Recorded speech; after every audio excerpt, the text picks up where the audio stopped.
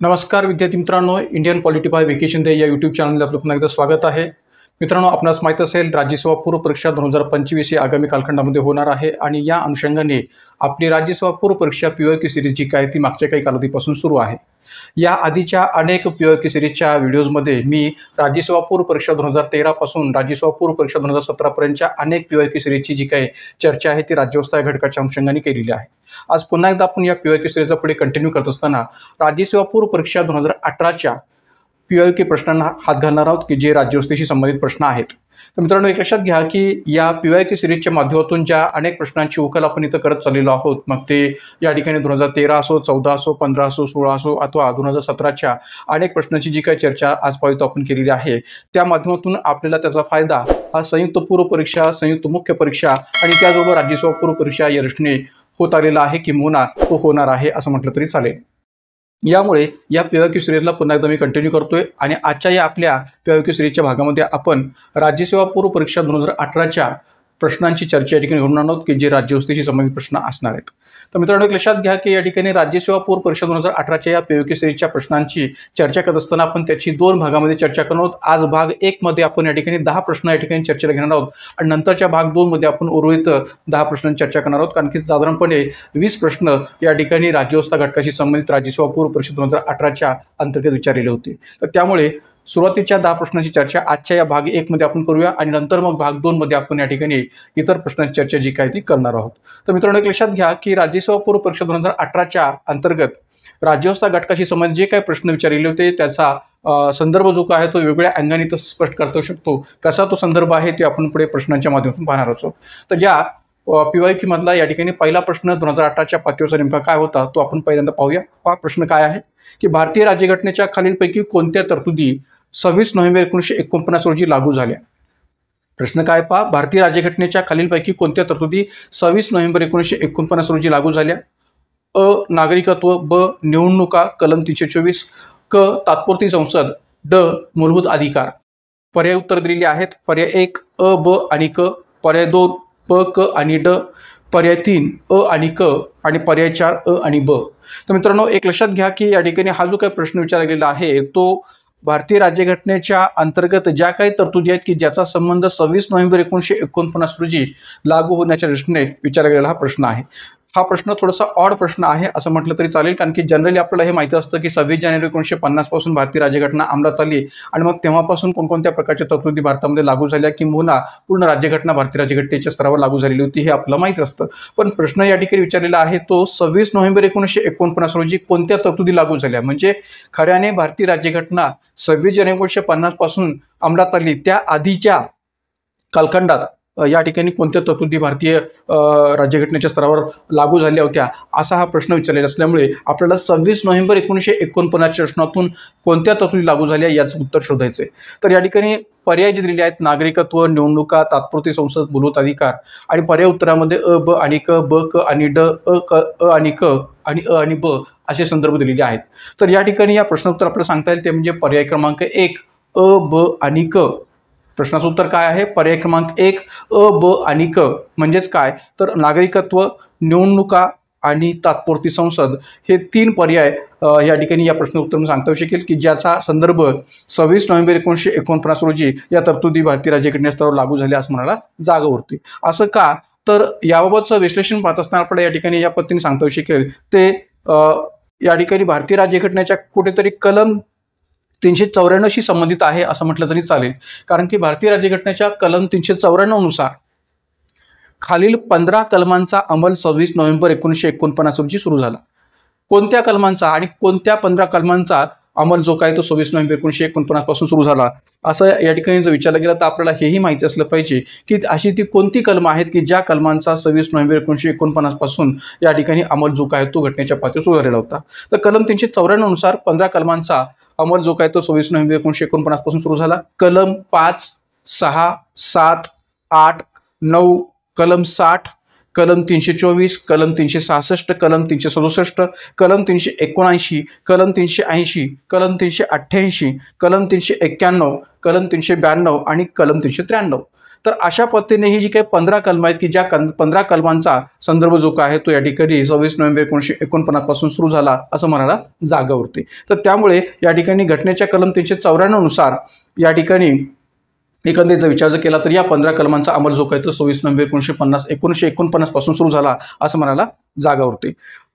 मग यामध्ये या ठिकाणी नागरिकत्वाचा संदर्भ जो काय तो सांगता येतो, निवडणुका याचाही संदर्भ सांगता येऊ शकतो, अंतरिम किंवा तात्पुरती संसद याचाही संदर्भ सांगता येतो आणि इतरही काही तात्पुरत्या तरतुदी होत्या की ज्यांचा अंमल 26 नोव्हेंबर 1949 पासून सुरू झाला किंवा त्या तात्काळ लागू झाल्या असं म्हणायला जागा उरते।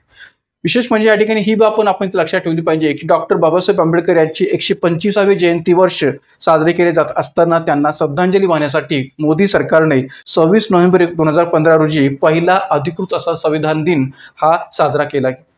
म्हणजे एक लक्षात घ्या की याही अनुषंगाने जर आपल्याला प्रश्न विचारला तर आपल्याला हे माहिती असलं पाहिजे की मोदी सरकारच्या कालखंडापासून या ठिकाणी 2015च्या कालखंडापासून 26 नोव्हेंबर 2015च्या कालखंडापासून डॉक्टर बाबासाहेब आंबेडकर यांची 125वी जयंती वर्ष या अनुषंगाने किंवा या दृष्टिकोनातून या ठिकाणी आपल्याकडे संविधान दिन साजरा करण्याची पद्धत जी काही सुरू झाली आणि आज देखील आपल्याकडे संविधान दिन जो काय तो 26 नोव्हेंबरहून विचारात घेतला जातो। तर ही संविधान दिन साजरा करण्याची जी काही सुरुवात आहे ती मोदी सरकारच्या कालखंडामध्ये एक डॉक्टर बाबासाहेब आंबेडकरांचं 125वी जयंती वर्ष या अर्थाने सुरू झालेली एक प्रकारे अधिकृत सुरुवात आहे असं म्हणायला जागा उरते। आणि त्याचबरोबर संविधान पूर्ण रूपाने जर केव्हा अंमलात आलेलं असेल तर ते 26 जानेवारी 1950 रोजी संविधान पूर्ण रूपाने अंमलात आलेलं होतं आणि 26 जानेवारी हा दिवस आपल्याकडे भारतीय प्रजासत्ताक दिन म्हणून साजरा केला होतो।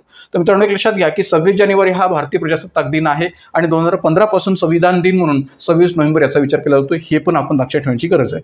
तर कोणत्या अशा तरतुदी आहेत की ज्या 26 जानेवारीच्या आधी लागू झाल्या किंवा 26 नोव्हेंबर 1949 पासून लागू झाल्या, तर त्याचा संदर्भ या ठिकाणी या संबंध 15 कलमांच्या दृष्टीने आपल्याला सांगता येऊ शकतो की जी कलमं मी आता स्पष्ट केलेली आहेत। तर या अर्थाने हा पहिला प्रश्न या ठिकाणी विचारलेला होता। त्यानंतर दुसरा प्रश्न होता या प्रकारचा की खालीलपैकी कोणत्या प्रकरणात भारताच्या सर्वोच्च न्यायालयाने राज्यघटनेच्या मूलभूत संरचनेत संसदेला बदल करता येणार नाही असा निर्णय दिला। प्रश्न काय पहा, खालीलपैकी कोणत्या प्रकरणात भारताच्या सर्वोच्च न्यायालयाने राज्यघटनेच्या मूलभूत संरचनेत संसदेला बदल करता येणार नाही असा निर्णय दिला। पर्याय 1 शंकरी प्रसाद विरुद्ध भारत सरकार, पर्याय 2 गोलकनाथ विरुद्ध पंजाब राज्य, पर्याय 3 केशवानंद भारती विरुद्ध केरळ राज्य आणि मिनर्वा मिल्स लिमिटेड विरुद्ध भारत सरकार खटला। तर आता पहा की एकंदरीत या ठिकाणी जर विचार केला तर हा जो काही प्रश्न आहे तो कोणत्या प्रकरणाशी संबंधित ही जे काही विधान आहे ते शोधून काढा असा या ठिकाणी विचारलेला प्रश्न आहे की खालीलपैकी कोणत्या प्रकरणात किंवा कोणत्या खटल्यात भारताच्या सर्वोच्च न्यायालयाने राज्यघटनेच्या मूलभूत संरचनेत संसदेला बदल करता येणार नाही, म्हणजे बेसिक स्ट्रक्चर ऑफ इंडियन कॉन्स्टिट्यूशनच्या बाबतीवर संसदेला कोणत्याही प्रकारचा बदल करता येणार नाही असा निर्णय कोणत्या प्रकरणात किंवा कोणत्या खटल्यात सर्वोच्च न्यायालयाने दिलेला होता असा हा प्रश्न विचारलेला आहे। तर ऑब्व्हियसली या ठिकाणी याचं उत्तर सांगता येईल पर्याय क्रमांक 3 केशवानंद भारती विरुद्ध केरळ राज्य खटला की ज्या खटल्यामध्ये सर्वोच्च न्यायालयाने राज्यघटनेच्या मूलभूत संरचनेत किंवा मूळ आराखड्यामध्ये या ठिकाणी संसदेला कोणताही बदल करता येणार नाही असा निर्णय दिलेला होता। मग या ठिकाणी केशवानंद भारती खटला हा भारताच्या एकंदरीत सर्वोच्च न्यायालयाच्या न्यायिक निर्णय प्रक्रियेमध्ये एक महत्त्वाचा खटला, एक ऐतिहासिक निर्णय म्हणून समजला जातो। तो याच कारणामुळे का तर या निर्णयाच्या माध्यमातून कुठेतरी भारतामध्ये basic structure of Indian constitution ही नवीन संकल्पना उदयास आली, मूळ आराखडा व मूलभूत संरचना ही संकल्पना उदयास आली की ज्या संकल्पनेमध्ये अनेक घटकांचा समावेश जो काय तो सर्वोच्च न्यायालयाने केलेला होता। तर त्यामुळे केशवानंद भारती विरुद्ध केरळ राज्य खटला या खटल्यामध्ये संसदेला मूलभूत संरचनेत राज्यघटनेच्या मूलभूत संरचनेत बदल करता येणार नाही असा निर्णय सर्वोच्च न्यायालयाने दिलेला आहे। तर कशा अर्थाने याचा संदर्भही पुढे आपण पाहूया। उत्तर आहे पर्याय क्रमांक 3।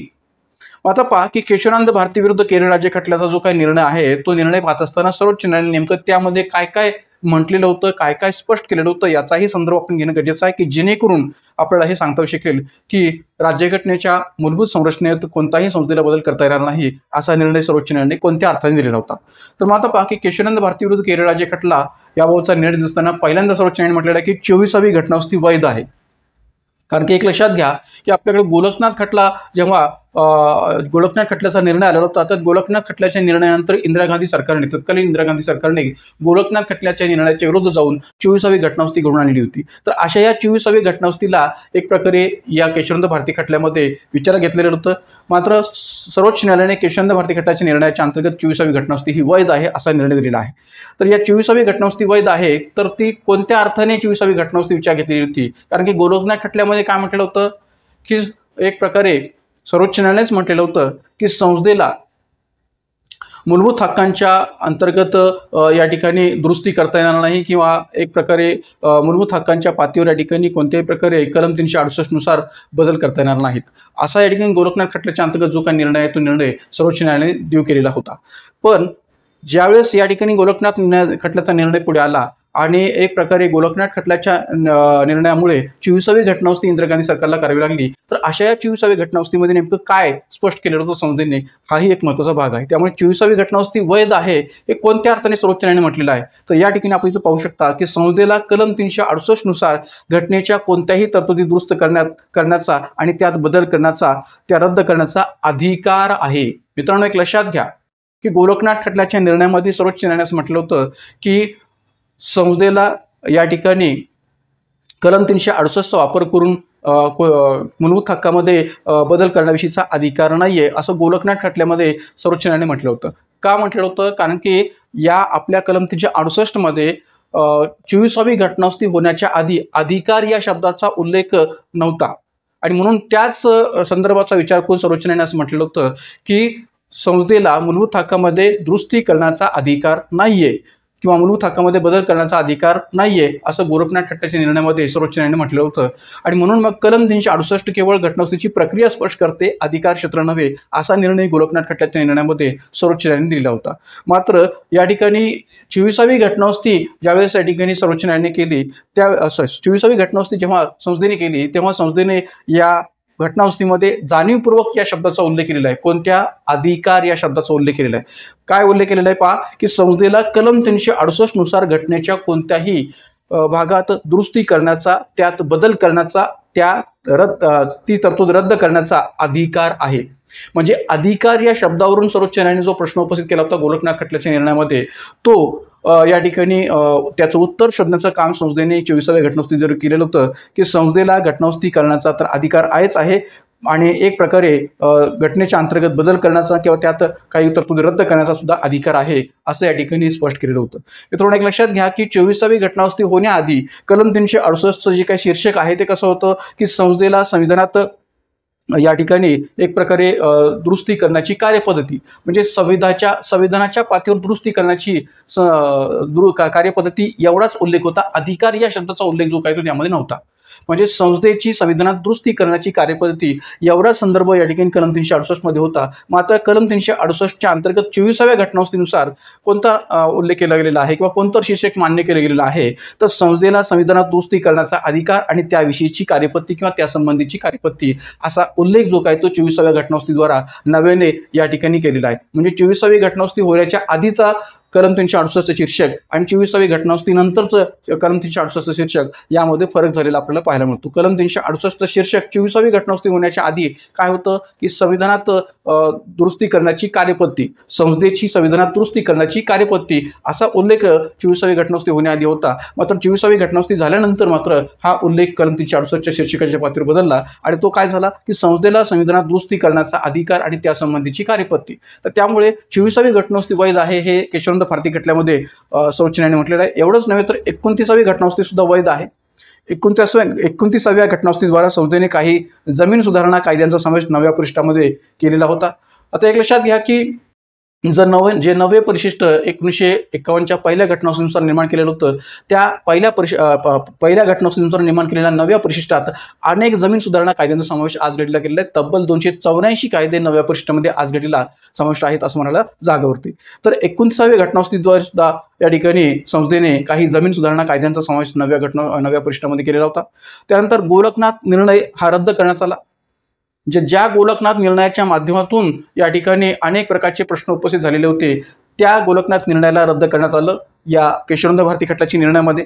एवढंच नव्हे तर संसद कलम 368 नुसार मूलभूत हक्कांबरोबरच घटनेच्या कोणत्याही भागात दुरुस्ती करू शकते, पण घटनेच्या मूळ चौकटीला किंवा मूलभूत ढाच्याला किंवा मूलभूत आराखड्याला बदलू शकत नाही, अगर धक्का लावू शकत नाही. म्हणजे गोरखनाथ खटल्यामध्ये सर्वोच्च न्यायालयाने जे म्हटलं होतं की संसद कलम 368 नुसार मूलभूत हक्कामध्ये दुरुस्ती करू शकत नाही किंवा बदल करू शकत नाही, तर असा जो काही गोरखनाथ खटल्याचा निर्णय आहे तो रद्द तर केलाच केला, पण एवढंच नव्हे तर या ठिकाणी सर्वोच्च न्यायालयाने हेही स्पष्ट केलं की संसद कलम 368 नुसार मूलभूत हक्कांबरोबरच घटनेच्या कोणत्याही भागात दुरुस्ती करू शकते, पण घटनेच्या मूळ चौकटीला, मूलभूत ढाच्याला बदलू शकत नाही अथवा त्याला धक्का लावू शकत नाही. हे केशवानंद भारती खटल्याचं एक महत्त्वपूर्ण वैशिष्ट्य म्हणून सांगता येईल निर्णयाच्या पातळीवर. या निकालात न्यायालयाने असंही म्हटलं की घटनावस्थी म्हणजे घटनेचा चेहरा मोहरा बदलून तिची ओळखच नष्ट करून टाकणे असा होत नाही. म्हणजे एक प्रकारे या निकालाद्वारे न्यायालयाने ही पण आठवण करून दिलेली आहे संस्थेला, किंवा संस्थेला एक प्रकारे स्वतःच्या सार्वभौमतेची सुद्धा जाणीव करून दिलेली, किंवा संसद पूर्णपणे सार्वभौम नाहीये. का? कारण की जरी संसदेला घटनावस्थी करण्याचा अधिकार असला तरी संसद घटनावस्थीचा अधिकाराचा वापर करून घटनेचा चेहरा मोहरा बदलू शकत नाही अथवा तिची ओळख नष्ट करू शकत नाही. आणि म्हणून या ठिकाणी संसदेच्या सार्वभौमत्वाला किंवा संसदेच्या मक्तेदारीला कुठेतरी चाप लावण्याचा प्रयत्न, नियंत्रण ठेवण्याचा प्रयत्न या केशवानंद भारती खटल्याच्या निर्णयाच्या माध्यमातून सुद्धा केलेला आहे असं म्हटलं तरी चालेल.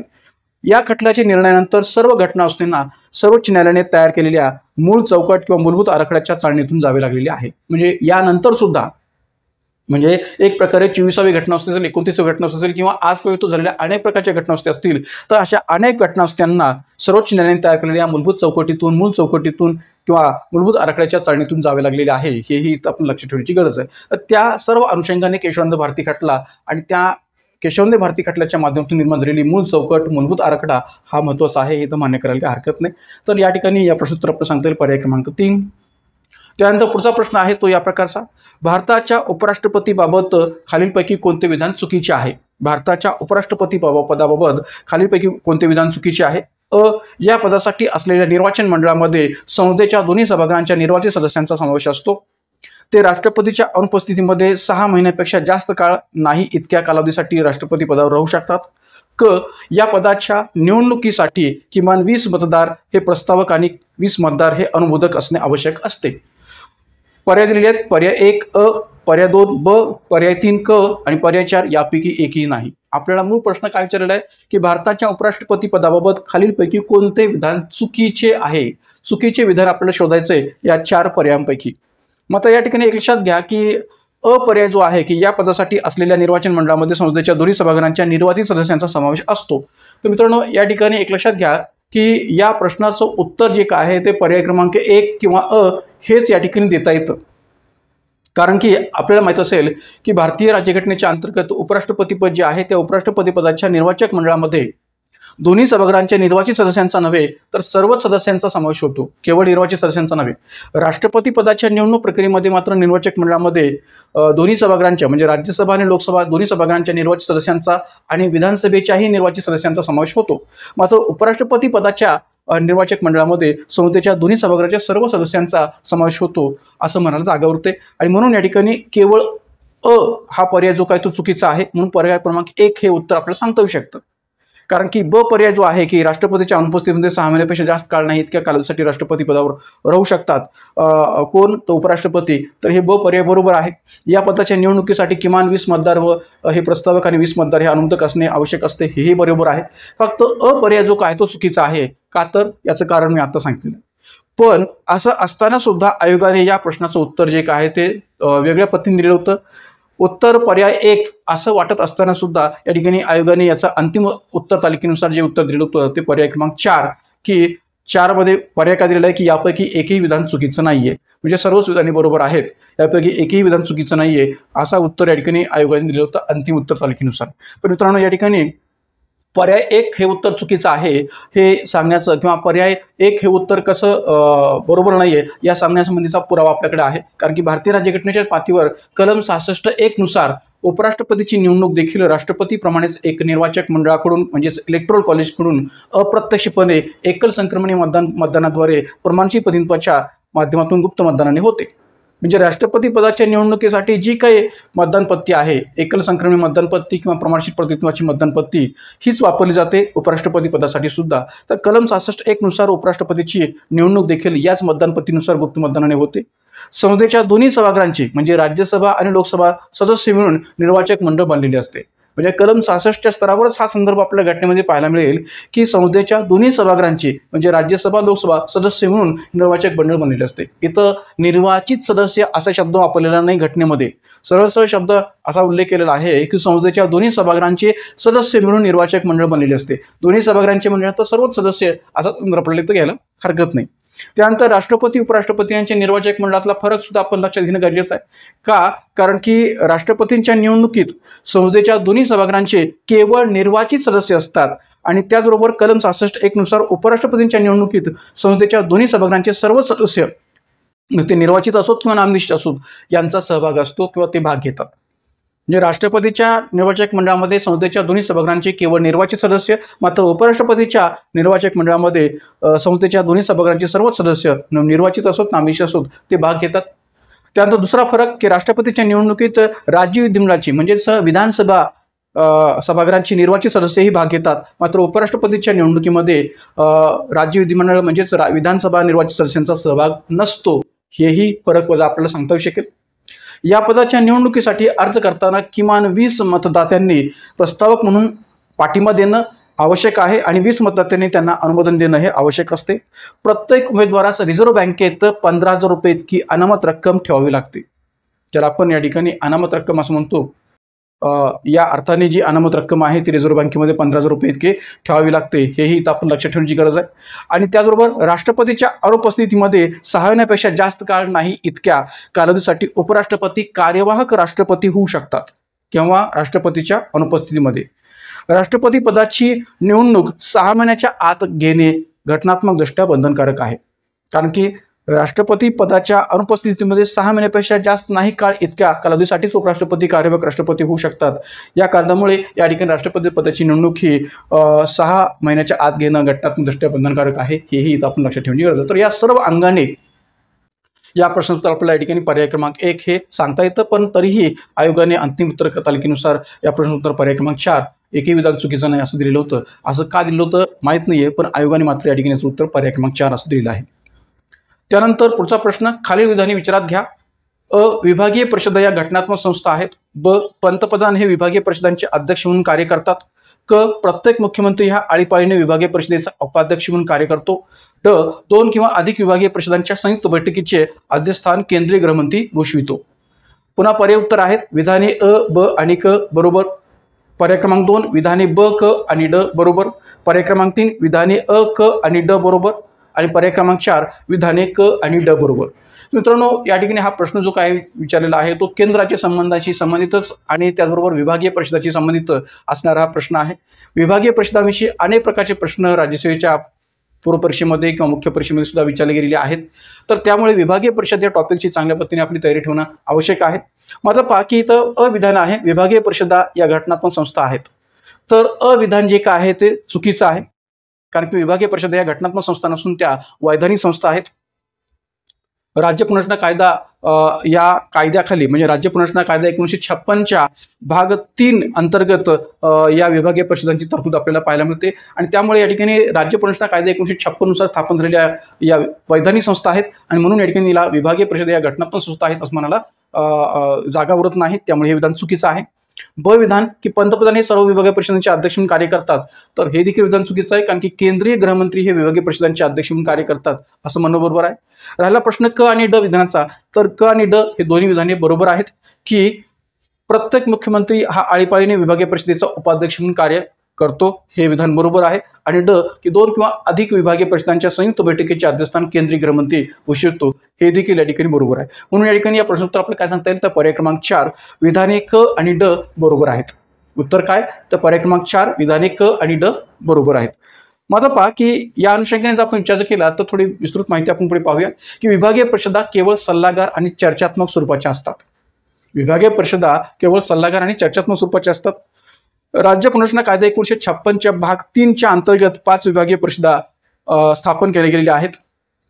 म्हणजे एकंदरीत राज्य पुनर्रचना कायदा 1956च्या भाग 3 नुसार या विभागीय परिषदांची तरतूद केलेली आहे आणि त्या अंतर्गत 5 विभागीय परिषदा आपल्याकडे स्थापन केलेल्या आहेत. कारण की एकूण भारतामध्ये 6 विभागीय परिषदा आहेत, पण त्यापैकी 5 विभागीय परिषदा या राज्य पुनर्रचना कायदा 1956च्या अंतर्गत स्थापन केल्या गेलेल्या आहेत.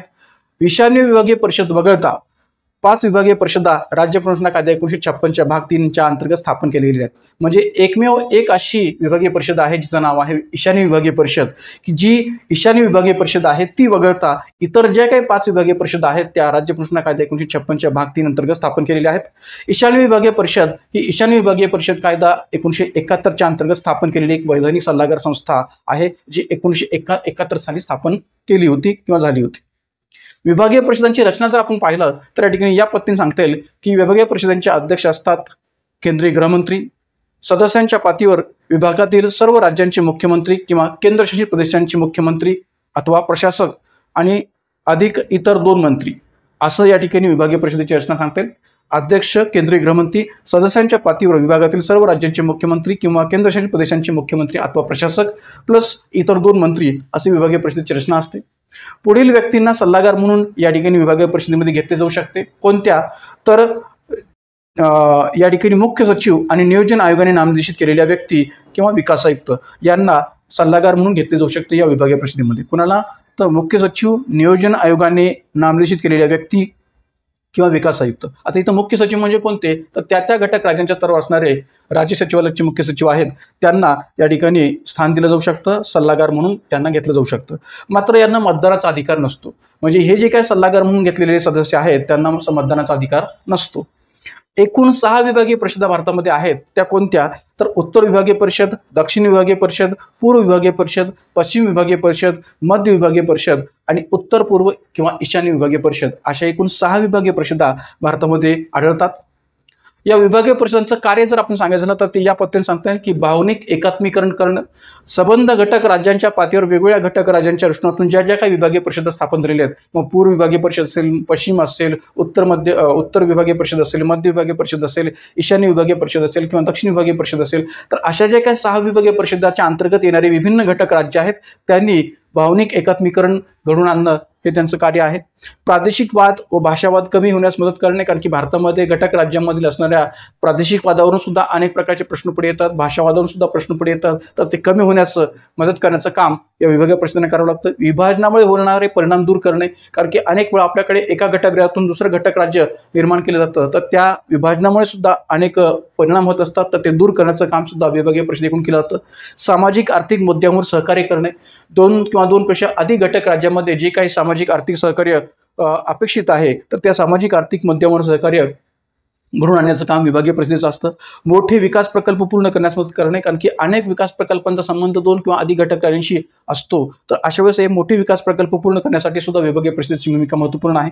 आणि राजकीय संतुलन ठेवण्यास मदत करणे, कारण की विभिन्न घटक राज्यांच्या पातळीवर वेगवेगळ्या राजकीय पक्षांची सरकारी असतात आणि मग या एका विभागीय परिषदेमध्ये जर विभिन्न राजकीय पक्षांची सरकारी असतील तर अशा वेळेस सर्वच घटक राज्यातील राजकीय पक्षांच्या सरकारांच्या पातळीवर राजकीय संतुलन ठेवण्याची गरज असते आणि ही राजकीय संतुलन ठेवण्याची बाजू किंवा राजकीय संतुलन ठेवण्याचं कार्य या विभागीय परिषदेच्या माध्यमातून केलं जात असतं, तर त्यामुळे हेही कार्य सांगता येऊ शकेल। त्यानंतर जाऊया पुढचा प्रश्न, स्थानिक शासनावर दुसऱ्या प्रशासकीय सुधारणा आयोगाच्या 6व्या अहवालातील शिफारशी डॅश आहेत। स्थानिक शासनावरील दुसऱ्या प्रशासकीय सुधारणा आयोगाच्या 6व्या अहवालातील शिफारशी डॅश आहेत। 1 दशलक्ष लोकसंख्येपेक्षा अधिक लोकसंख्या असलेल्या सर्व शहरांमध्ये समान महानगरी वाहतूक प्राधिकरण निर्माण करण्यात यावे। ब स्थानिक संस्था लोकपाल लोकायुक्त स्थापन करावेत। क महापौरांची सरळ निवड। ड जिल्हा मंडळे स्थापन करावीत व त्यांचे मुख्य सचिव म्हणून जिल्हाधिकाऱ्यांनी कार्य करावे। पर्याय उत्तरे, पर्याय 1 अ ब आणि क, पर्याय 2 ब क आणि ड, पर्याय 3 अ क आणि ड, पर्याय 4 अ ब क आणि ड। तर मित्रांनो, हा जो काही प्रश्न आहे तो स्थानिक स्वराज्य संस्थाविषयी तर विचारलेलाच आहे, पण त्याचबरोबर स्थानिक स्वराज्य संस्थाविषयी दुसऱ्या प्रशासकीय सुधारणा आयोगाने ज्या काही शिफारशी केलेल्या आहेत त्याही दृष्टीने विचारलेला प्रश्न आहे। तर त्यामुळे दोन्ही अर्थाने विचार करून याचं उत्तर आपल्याला द्यावं लागेल। एक तर ॲडमिनिस्ट्रेटिव्ह रिफॉर्म्स कमिशन सेकंड यांनी स्थानिक स्वराज्य संस्थांविषयी नेमक्या कोणत्या शिफारशी केल्या होत्या त्या अनुषंगाने विचारला गेला हा प्रश्न आहे। तर या ठिकाणी या प्रश्नाचं उत्तर आपल्याला सांगता येईल पर्याय क्रमांक 4 अ ब क आणि ड। तर दुसऱ्या प्रशासकीय सुधारणा आयोग किंवा ॲडमिनिस्ट्रेटिव्ह रिफॉर्म्स कमिशन सेकंड 2005 मध्ये जो स्थापन झालेला होता, तर या दुसऱ्या प्रशासकीय सुधारणा आयोगाने आपल्या अहवालामध्ये स्थानिक स्वराज्य संस्थांविषयी शिफारशी करत असताना या सर्व शिफारशी ज्या या प्रश्नामध्ये 4 पर्याय दिलेले आहेत त्या सर्व शिफारशी केलेल्या होत्या की 1 दशलक्ष लोकसंख्येपेक्षा अधिक लोकसंख्या असलेल्या सर्व शहरांमध्ये समान महानगरीय वाहतूक प्राधिकरण निर्माण करण्यात यावे, स्थानिक संस्था लोकपाल लोकायुक्त स्थापन करावेत, महापौरांची सरळ निवड करावी, जिल्हा मंडळे व स्थानिक जिल्हा मंडळे स्थापन करावीत आणि त्यांचे मुख्य सचिव म्हणून जिल्हाधिकाऱ्यांनी कार्य करावे. तर या सर्व शिफारशी या दुसऱ्या प्रशासकीय सुधारणा आयोगाने आपल्या अहवालामध्ये स्थानिक स्वराज्य संस्था दृष्टिकोनातून केलेल्या होत्या असं मला जागा होते. आणि म्हणून या ठिकाणी पर्याय क्रमांक 4 अ, ब, क आणि ड हे या प्रश्नोत्तर आपल्याला स्पष्ट करता येईल. तर मग आता पहा की हा जो काही दुसरा प्रशासकीय सुधारणा आयोग आहे की ज्याची स्थापना 31 ऑगस्ट 2005 रोजी कर्नाटकचे माजी मुख्यमंत्री वीरप्पा मोइली यांच्या अध्यक्षतेखाली झाली होती. तर एक लक्षात घ्या की हे वीरप्पा मोइली जे होते ते मनमोहन सिंग सरकारच्या कालखंडामध्ये पेट्रोलियम मंत्री म्हणून सुद्धा त्यांनी काय केलेलं होतं किंवा कायदा मंत्री म्हणून सुद्धा त्यांनी जबाबदारी पार पाडलेली होती. तर एक कार्यक्षम मंत्री म्हणून किंवा एक कार्यक्षम मुख्यमंत्री म्हणून यांचं नाव गाजलेलं होतं. या कारणामुळेच या ठिकाणी यांना 2005 मध्ये मनमोहन सिंग सरकारच्या कालखंडात दुसऱ्या प्रशासकीय सुधारणा आयोगाचं अध्यक्षपद दिलं गेलेलं होतं. तर दुसऱ्या प्रशासकीय सुधारणा आयोगाचे अध्यक्ष होते कर्नाटकचे माजी मुख्यमंत्री आणि मनमोहन सिंग सरकारमधले कॅबिनेट मंत्री असलेले वीरप्पा मोइली. 31 ऑगस्ट 2005 रोजी यांच्या अध्यक्षतेखाली दुसऱ्या प्रशासकीय सुधारणा आयोगाचं काम सुरू झालेलं होतं. या आयोगामध्ये वीरप्पा मोइली यांच्याशिवाय V Ramachandran, doctor AP Mukherjee, AH Kalro, doctor Jayaprakash Narayan हे सदस्य होते. तसेच विनीता राय या सदस्य सचिव होत्या. तर मित्रांनो एक लक्षात घ्या की सदस्य आणि सदस्य सचिव यामध्ये फरक असतो. जसं या आधीसुद्धा आयोगाने सरकारी आयोगाच्या बाबतीत सुद्धा प्रश्न विचारला होता की सरकारी यांच्याशिवाय इतर कोण सदस्य होते. तर त्याही बाबतीत सदस्य आणि सदस्य सचिव हा जो काही फरक आहे तो बहुतांश मुलांना लक्षात आला नव्हता. तसंच इथंही लक्षात घ्या की या आयोगामध्ये जे सदस्य होते ते सदस्य वेगळे आहेत आणि जे सदस्य सचिव म्हणून विनीता राय होत्या त्या वेगळ्या आहेत. कारण की सदस्य सचिव हे या ठिकाणी या आयोगाचं प्रशासकीय कामकाज पाहणारे व्यक्ती असतात आणि इतर जे काही सदस्य आहेत की जे आयोगाचं कामकाज पाहणारे व्यक्ती असतात. तर त्यामुळे या आयोगामध्ये V Ramachandran, doctor AP Mukherjee, AH Kalro, Jayaprakash Narayan हे सदस्य होते आणि सदस्य सचिव म्हणून विनीता राय ह्या होत्या. या आयोगाने पुढील घटकांच्या बाबतीत शिफारशी केल्या होत्या. त्यामध्ये भारत सरकारचा संघटनात्मक ढाचा, शासनातील नैतिकता, कार्मिक प्रशासनाची पुनर्रचना, वित्तीय व्यवस्थापन प्रणालीचे सुदृढीकरण, राज्यस्तरीय प्रशासन प्रभावी करण्याचे उपाय, प्रभावी जिल्हा प्रशासन करण्याचे उपाय, स्थानिक स्वशासन व पंचायत राज संस्थांविषयी सुद्धा त्यांनी शिफारशी केल्या होत्या. नागरिक केंद्रित प्रशासन कसं होऊ शकेल याही दृष्टीने शिफारशी केलेल्या होत्या. ई प्रशासनाला प्रोत्साहन देणे, संघीय प्रणाली, आपत्ती व्यवस्थापन, सार्वजनिक सुव्यवस्था व नोकरशाहीतील सुधारणा अशा अनेक घटकांविषयी दुसऱ्या प्रशासकीय सुधारणा आयोगाने शिफारशी केलेल्या आहेत. हे इथं आपण लक्षात ठेवण्याची गरज आहे. आणि विशेष म्हणजे दुसरा प्रशासकीय सुधारणा आयोगाचा अहवाल हा राज्यसेवा मुख्य परिषद 2025च्या वर्णनात्मक दृष्टीने अधिक महत्त्वपूर्ण आहे. कारण की त्याही बाबतीत बरेच प्रश्न आयोगाकडून विचारले गेलेले आहेत, विशेषतः UPSCच्या लेव्हलला. तर त्यामुळे दुसऱ्या प्रशासकीय सुधारणा आयोगाचा हा अहवाल आपण निश्चितपणे वाचावा. पहिला प्रशासकीय सुधारणा आयोग जो होता म्हणजेच ज्या अर्थी दुसरा प्रशासकीय सुधारणा आयोग 2005 मध्ये स्थापन झाला होता त्या अर्थी पहिला प्रशासकीय सुधारणा आयोग सुद्धा स्थापन झालेला होता असं म्हणायला हरकत नाही. तर आपल्याकडे पहिला प्रशासकीय सुधारणा आयोग जो आहे तो 5 जानेवारी 1966 रोजी मोरारजी देसाई यांच्या अध्यक्षतेखाली स्थापन झालेला होता. पण जेव्हा मोरारजी देसाई हे मंत्री झाले तेव्हा या आयोगाचे अध्यक्षपद K हनुमंतय्या यांच्याकडे आलेले होते. तर त्यामुळे पहिला प्रशासकीय सुधारणा आयोग केव्हा स्थापन झाला होता तर 5 जानेवारी 1966 रोजी जो मोरारजी देसाई यांच्या अध्यक्षतेखाली स्थापन झाला होता. पण मोरारजी देसाई जेव्हा मंत्रिपदी नियुक्त झाले तेव्हा या आयोगाचे अध्यक्षपद K हनुमंतय्या यांच्याकडे आलेले होते. तर त्या अर्थाने पहिला प्रशासकीय सुधारणा आयोग असो, दुसरा प्रशासकीय सुधारणा आयोग असो किंवा त्या दोन्ही आयोगाने केलेल्या शिफारशी असोत या सर्वच आपल्या चांगल्या पद्धतीने लक्षात ठेवणं गरजेचं आहे. कारण की याही विषयी आयोगाकडून प्रश्न जे काय ते वारंवार विचारलेले आहेत. तर त्यामुळे या स्थानिक स्वराज्य संस्थांच्या पातळीवर दुसऱ्या प्रशासकीय सुधारणा आयोगाने केलेल्या शिफारशी दृष्टीने हा प्रश्न खूप महत्त्वपूर्ण आहे. पर्याय क्रमांक 4 हे याचं उत्तर आपल्याला स्पष्ट करता येईल.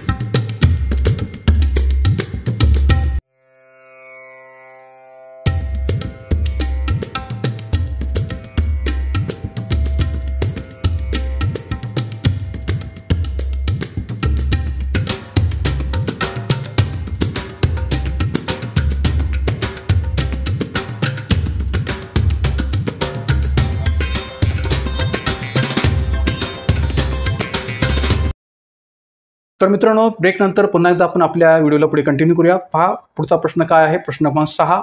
खालीलपैकी कोणती मार्गदर्शक तत्त्वे ही मूळ राज्यघटनेचा भाग नव्हती, परंतु त्यांचा समावेश नंतर घटनादुरुस्तीद्वारे झाला? प्रश्न काय आहे पहा. खालीलपैकी कोणती मार्गदर्शक तत्त्वे ही मूळ राज्यघटनेचा भाग नव्हती, परंतु त्यांचा समावेश नंतर घटनादुरुस्तीद्वारे झाला?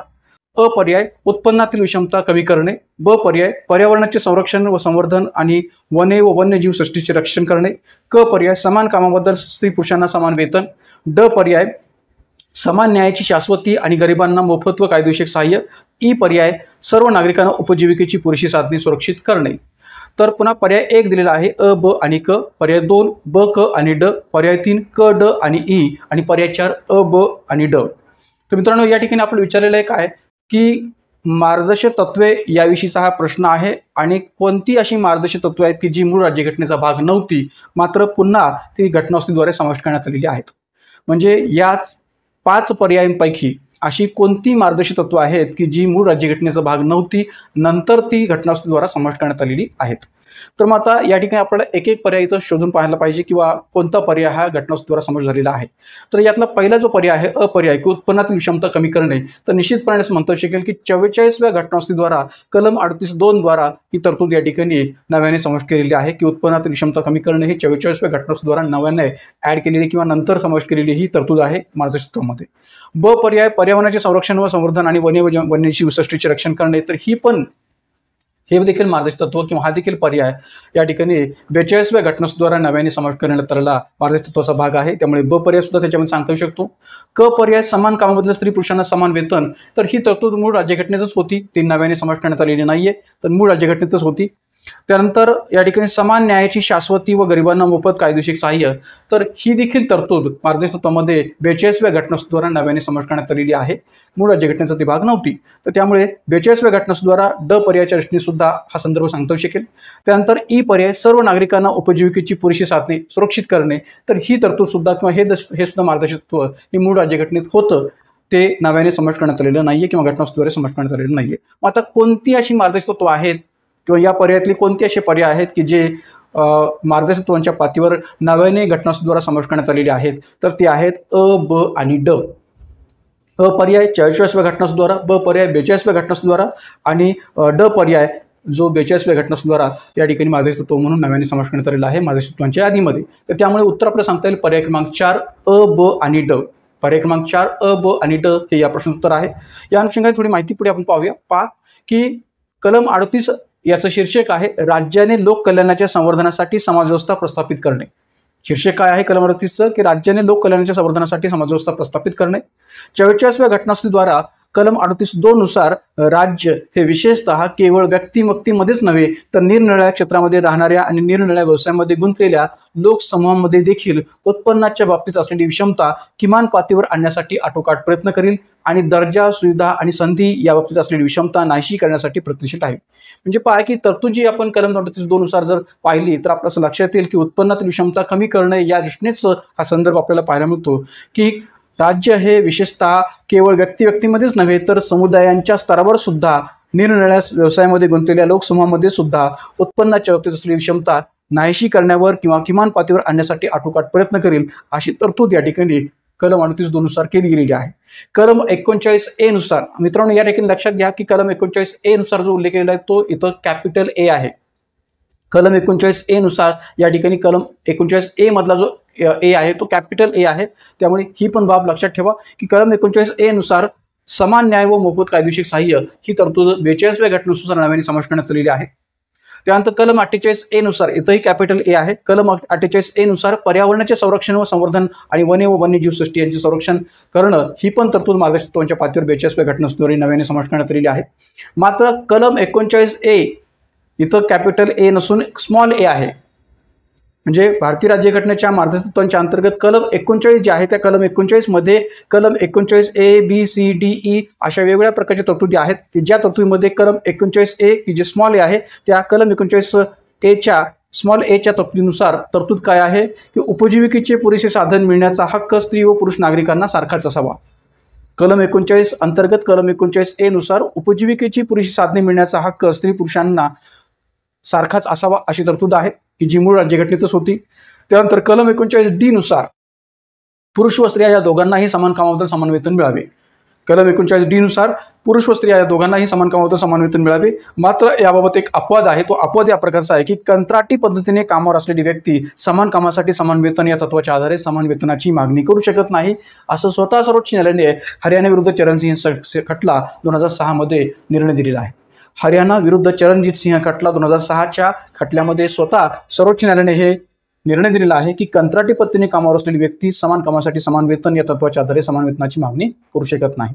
तर मित्रांनो, या सगळ्या तरतुदी ज्या आहेत त्या मार्गदर्शक तत्त्वांच्या दृष्टीने महत्त्वाच्या आहेत, ज्या आपण चांगल्या पद्धतीने लक्षात ठेवण्याची गरज आहे. त्यानंतर जाऊया पुढच्या प्रश्नाकडे.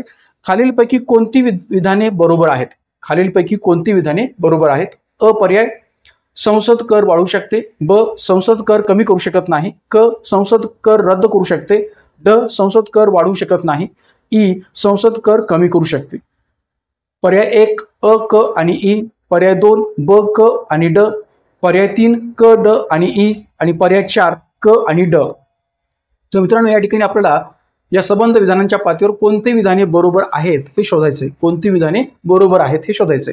तर या ठिकाणी भारतीय राज्यघटनेच्या कलम 110(1) चा विचार करता, मी काय म्हणतोय की भारतीय राज्यघटनेच्या कलम 110(1) चा विचार करता या ठिकाणी या प्रश्नातली फक्त क, ड, ई हीच विधाने बरोबर आहेत. क, ड, ई हेच विधाने या ठिकाणी बरोबर आहेत. म्हणजे पर्याय क्रमांक 3 जे आहे ते या प्रश्नोत्तर आपल्याला सांगता येईल क, ड आणि ई. का?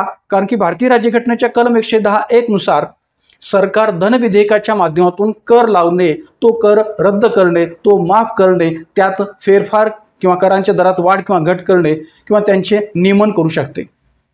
घटनेच्या कलम 110(1) नुसार सरकार धन विधेयकाच्या माध्यमातून कर लावणे, तो कर रद्द करणे, तो माफ करणे, त्यात फेरफार किंवा त्या करांच्या दरात वाढ किंवा घट करणे किंवा त्यांचे नियमन करू शकते. कोण? सरकार. मात्र संसद आपल्या नियंत्रणाच्या भूमिकेतून कर रद्द करू शकते, कर वाढवू शकत नाही, कर कमी करू शकते. म्हणजे जे काय पर्याय क्रमांक क आणि ड आणि ई मध्ये जो उल्लेख केलेला आहे की संसद कर रद्द करू शकते, संसद कर वाढवू शकत नाही, संसद कर कमी करू शकते, हेच पर्याय या ठिकाणी बरोबर आहेत. का? तर संसद आपल्या नियंत्रणाच्या भूमिकेतून फक्त एवढंच करू शकते की कर रद्द करू शकते, कर वाढवू शकत नाही, कर कमी करू शकते. तर त्यामुळे या ठिकाणी या प्रश्नोत्तर आपल्याला सांगता येईल पर्याय क्रमांक एक प्रकारे 3 क, ड आणि ई. म्हणून या प्रश्नाचा उत्तर विचार घेत असताना घटनेतील कलम 110(1) मधली जी तरतूद आहे ती विस्तारपूर्वक वाचून घ्यावी, पाहून घ्यावी. त्यानंतर जो या पुढचा प्रश्न, शून्य प्रहाराच्या संदर्भात खालीलपैकी कोणती विधाने अचूक आहेत? मित्रांनो, एक लक्षात घ्या की जे काही आपल्याकडे संसदीय तंत्र आहे त्या संसदीय तंत्राविषयी हमखास प्रश्न राज्यसेवा पूर्व परीक्षामध्ये किंवा संयुक्त गट ब, क पूर्व आणि मुख्य परीक्षेमध्ये सुद्धा विचारले जातात. तर त्यामुळे आपली संसदीय तंत्रांविषयीची चांगली तयारी, संसदीय आयुधाविषयीची चांगली तयारी असणं गरजेचं आहे. इथंही प्रश्न संसदीय आयुधाविषयी विचारलेला आहे, संसदीय तंत्राविषयी विचारलेला आहे की शून्य प्रहाराच्या संदर्भात खालीलपैकी कोणती विधाने अचूक आहेत? कशाबद्दल? झिरो बेस आवर याबद्दल खालीलपैकी कोणती विधाने अचूक आहेत? अ पर्याय, संसदीय कार्यपद्धतीमध्ये शून्य प्रहर ही नाविन्यपूर्ण संकल्पना भारतामध्ये उदयास आली. ब, प्रश्नोत्तरांचा तास आणि सभागृहाचे कामकाज यांच्या मधल्या काळाला शून्य प्रहर म्हणतात. क, ही संकल्पना 1962 पासून प्रत्यक्षात आली.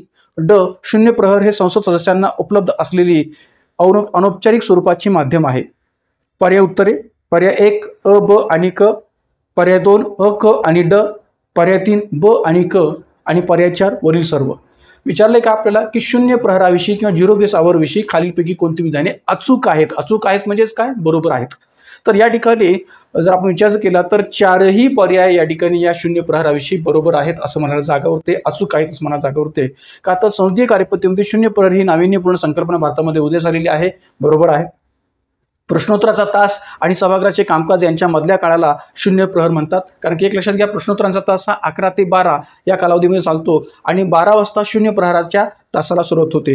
कारण की शून्य प्रहर म्हणजेच एक प्रकारे 12 वाजता या अर्थाने त्याचा अर्थ घेतला जातो. त्यामुळे एक प्रकारे शून्य प्रहराचा तास हा सभागृहाचे कामकाज आणि प्रश्नोत्तराचा तास या मधल्या काळाला शून्य प्रहर म्हणतात. या अर्थाने ब पर्याय बरोबर आहे. ही संकल्पना 1962 पासून प्रत्यक्षात आली, हेही म्हणणं बरोबर आहे. कारण की 1960 ते 70च्या दशकात शून्य प्रहरची संकल्पना ही भारतात अस्तित्वात आलेली आहे संसदीय कार्यपद्धतीमध्ये. आणि ड पर्याय की शून्य प्रहर ही संसद सदस्यांना उपलब्ध असलेली अनौपचारिक स्वरूपाची माध्यम आहे. याला अनौपचारिक का म्हटलेलं आहे? कारण की संसदीय कार्यपद्धतीमध्ये किंवा संसदीय कार्यप्रणालीमध्ये या ठिकाणी या एक प्रकारे शून्य प्रहराचा उल्लेख जो काय आहे तो नाहीये किंवा कुठेही या ठिकाणी संसदीय नियमावलीमध्ये 0 तासाचा उल्लेख नाहीये, तर त्यामुळे ती अनौपचारिक प्रकारचे एक प्रकारे माध्यम आहे असं म्हणायला जागा होते. तर त्यामुळे या ठिकाणी सर्वच पर्याय बरोबर आहेत, सर्वच पर्याय अचूक आहेत, म्हणून उत्तर आपल्याला सांगता येईल पर्याय क्रमांक 4 वरील सर्व हे या प्रश्नाचं उत्तर आहे. पर्याय क्रमांक 4 वरील सर्व. मग आता बाकी थोडीशी माहिती पाहूया. दोन्ही सभागृहातील प्रश्नोत्तराचा तास संपण्याच्या वेळेस 0 तास असे म्हणतात. म्हणजे दोन्ही सभागृहातील प्रश्नोत्तराचा तास 12 वाजता संपतो, तर त्या वेळेला या ठिकाणी 0 तास असे म्हणतात. हा तास दुपारी 12 वाजता सुरू होतो आणि दुपारी 1 वाजेपर्यंत म्हणजे सभागृहाच्या जेवणाची सुट्टी होईपर्यंत सुरू असतो. संसदीय नियमावलीमध्ये 0 तासाचा कुठेही उल्लेख नाहीये, त्यामुळे 0 तास म्हणजे नियमबाह्य गोष्ट असे समजले जाते. अनौपचारिक जे म्हटलं गेलेलं आहे ते त्याच कारणामुळे म्हटलेलं आहे का तर संसदीय नियमावलीमध्ये कुठंच 0 तासाचा उल्लेख नाहीये आणि त्यामुळे 0 तास म्हणजे नियमबाह्य गोष्ट आहे समजले जाते. या तासात परवानगीशिवाय किंवा पूर्व सूचनेशिवाय प्रश्न उपस्थित केले जात असल्यामुळे सभागृहाचा अमूल्य वेळ खर्च होतो. तसेच सभागृहाच्या अन्य वैधानिक व वित्तीय आणि नियमित कामकाजाच्या वेळेवर आक्रमण होते अशी देखील टीका या 0 प्रहराविषयी केली जाते. का तर या 0 प्रहराच्या तासामुळे सभागृहाचा अमूल्य वेळ वाया जातो किंवा सभागृहाच्या अन्य वैधानिक वित्तीय आणि नियमित कामकाजावर परिणाम होतो किंवा आक्रमण होतं. यामुळे सुद्धा या ठिकाणी हा 0 प्रहराचा जो काही विषय आहे तो टीकात्मक दृष्टीने विचार घेतला जातो. 0 तासात कामकाजाविषयीचे नियम तात्पुरते बाजूला ठेवून प्रश्न उपस्थित करता येतात. 0 तास हे तंत्र आत्ताच्या भारतीय संसदीय प्रणालीत एक प्रथा म्हणून स्थिरावलेली आहे. म्हणजे जरी या ठिकाणी या 0 तासाचा भारतीय संसदीय नियमावलीमध्ये कुठेही उल्लेख नसला तरी 0 तास हे तंत्र भारताच्या संसदीय तंत्र प्रणालीमध्ये या ठिकाणी एक प्रथा म्हणून स्थिरावलेलं आहे आणि प्रथा म्हणूनच ते पाळलं जातं. 1960 ते 1970च्या दशकात कोणतीही पूर्वसूचना न देता तातडीचे सार्वजनिक महत्त्वाचे प्रश्न सभागृहात मांडवायची प्रथा सुरू झाली. म्हणजे साधारणपणे 1960 ते 70च्या दशकात या अर्थानेच प्रश्नाच्या अंतर्गत जो उल्लेख 1962 मध्ये प्रत्यक्षात आली हा जो उल्लेख केलेला आहे तो तसाच आहे. का तर 1960 ते 70च्या दशकात या ठिकाणी कोणतीही पूर्वसूचना न देता तातडीचे सार्वजनिक महत्त्वाचे प्रश्न सभागृहात मांडण्याची प्रथा सुरू झाली आणि म्हणून 1962 पासून ती प्रत्यक्षात आली असं म्हणायला जागा होते. तर या सर्व एकंदरीत 0 प्रहराविषयीच्या माहितीचा विचार करता या प्रश्नाशी संबंधित सर्वच पर्याय या ठिकाणी बरोबर आहेत, अचूक आहेत. जाऊया पुढच्या प्रश्नाकडे. खालील विधाने लक्षात घ्या. राज्यघटनेच्या 9व्या विभागातील तरतुदी या 5व्या परिशिष्टात समावेश असलेल्या क्षेत्रास लागू नाहीत. 5व्या परिशिष्टात समाविष्ट असणाऱ्या क्षेत्रात 7 राज्यांचा समावेश होतो. 1996 मध्ये संसदेने अशा क्षेत्रांसाठी पेसा कायदा मंजूर केला. वरीलपैकी कोणते विधान किंवा विधाने अचूक आहेत? पर्याय 1 अ आणि ब, पर्याय 2 अ आणि क, पर्याय 3 फक्त अ आणि पर्याय 4 वरील सर्व. तर मित्रांनो, हा प्रश्न जो विचारला गेलेला आहे तो 5व्या परिशिष्टाशी संबंधित आहे आणि विशेष म्हणजे या ठिकाणी 5व्या परिशिष्टाचा संबंध जो काय आहे तो विशिष्ट घटक राज्याशी येतो, अनुसूचित क्षेत्राशी येतो असं म्हटलं तरी चालेल. तर त्यामुळे या ठिकाणी या 5व्या परिशिष्टाशी संबंधित ही संबंध विधाने विचार घेण्याची गरज आहे. तर पहिलं विधान जे आहे की राज्यघटनेच्या 9व्या विभागातील म्हणजे कोणत्या अर्थाने तर 73व्या घटनानुसार आपल्याकडे 9वा भाग जो आहे तो स्वीकारला गेलेला आहे भारतीय राज्यघटनेमध्ये आणि 73व्या घटनेचा संबंध हा ग्रामीण पंचायत राज संस्थांशी जोडला जातो. तर राज्यघटनेच्या 9व्या विभागातील तरतुदी म्हणजे ग्रामीण पंचायत राज संस्थांशी संबंधित तरतुदी ज्या आहेत त्या 5व्या परिशिष्टात समावेश असलेल्या क्षेत्रास लागू नाहीत. म्हणजे 73व्या घटनेनुसार गेलेल्या ज्या काही अनेक तरतुदी आहेत 9व्या भागातील त्या 5व्या परिशिष्टात समाविष्ट असलेल्या राज्यांना लागू नाहीत किंवा अनुसूचित क्षेत्रास लागू नाहीत. हे विधान बरोबर आहे. ऑब्व्हियसली या ठिकाणी हे बरोबर आहे. त्यानंतर ब विधान 5व्या परिशिष्टात समाविष्ट असणाऱ्या क्षेत्रात 7 राज्यांचा समावेश होतो. हे विधान मात्र चुकीचं आहे कारण की 5व्या परिशिष्टात समाविष्ट असणाऱ्या अनुसूचित क्षेत्रामध्ये 10 राज्यांचा समावेश होतो, 7 नव्हे. तर त्यामुळे ब विधान हे चुकीचं आहे. क विधान 1996 मध्ये संसदेने अशा क्षेत्रांसाठी पेसा कायदा हा मंजूर केला आहे. तर क विधान हे बरोबर आहे. तर या ठिकाणी एक लक्षात घ्या की आपल्याला विचारले काय की वरीलपैकी कोणते विधान किंवा विधाने अचूक आहेत. तो उत्तर आपल्याला सांगता येईल अ आणि क हे 2 विधाने अचूक आहेत किंवा बरोबर आहेत. म्हणून पर्याय क्रमांक 2 हे या प्रश्नाचं उत्तर आहे. अ आणि क ही 2 विधानेच फक्त बरोबर आहेत. ब विधान मात्र चुकीचं आहे.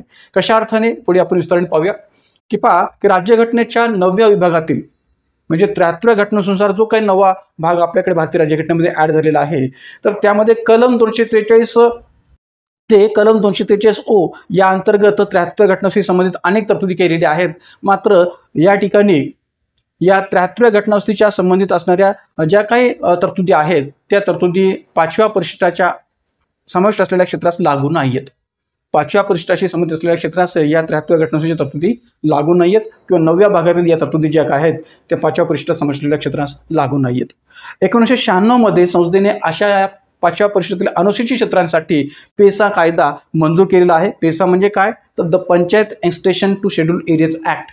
The Panchayat extension to schedule areas act हा जो काही कायदा आहे तो 1996 मध्ये संसदेने अशा या 5व्या परिशिष्टातील अनुसूचित क्षेत्रांसाठी एक प्रकारे मंजूर केलेला आहे.